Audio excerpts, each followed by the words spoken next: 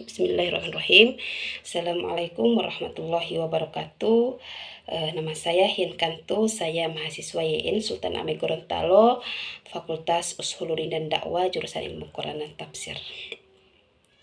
Pada video kali ini saya akan mencoba membedah salah satu tafsir, yakni tafsir Al-Tabari yang berjudul Jami' al-Bayan an Ta'wil Ayyi Al-Quran. Pada pembedahan kali ini ada beberapa poin penting. Yang pertama, profil pengarang kitab tafsir tersebut. Nama lengkapnya yakni Abu Zafar Muhammad bin Jarir Al-Tabari. Seperti nama tafsirnya ya, yaitu Al-Tabari. Beliau itu lahir pada tahun 224 Hijriah atau 839 Masehi. Beliau itu wafat pada 310 Hijriah atau 923 Masehi. Sedikit kehidupan singkat beliau itu. Al-Tabari itu merupakan ulama besar pada masa keemasan Islam. Dikenal sebagai ahli tafsir, sejarawan, dan faqih. Beliau berasal dari Amul Baristan atau yang dikenal dengan Iran modern. Sejak kecil, beliau ini sudah menunjukkan kecerdasan yang sangat luar biasa.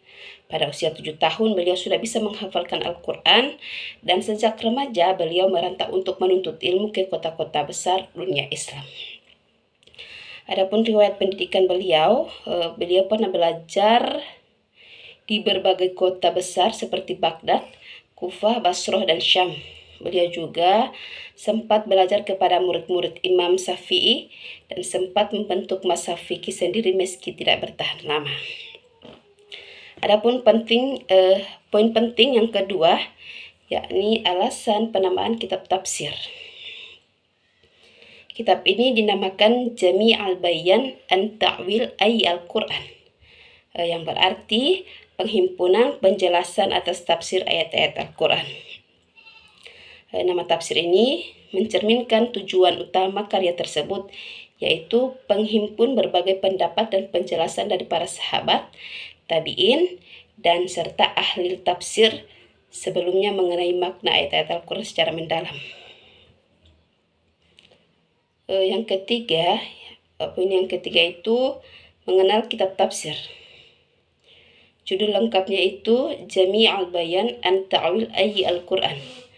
Percetakan dan edisinya itu, salah satu edisi yang terkenal adalah Muassasah Ar-Risalah di Beirut, Lebanon.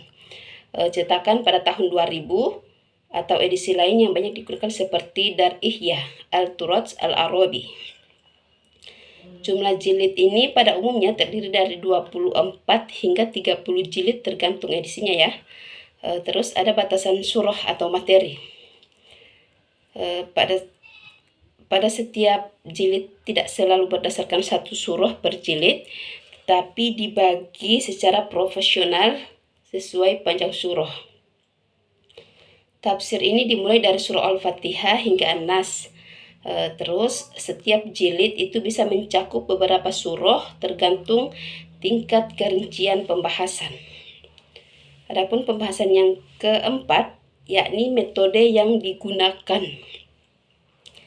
Metode tafsir ini menggunakan bil ma'thur atau tafsir riwayat. Al-Tabari ini mengutamakan penafsiran berdasarkan riwayat dari Muhammad SAW, para sahabat, dan tabi'in. Beliau menyajikan sanad dari riwayat, kemudian membandingkan beberapa pendapat sebelum mengambil kesimpulan.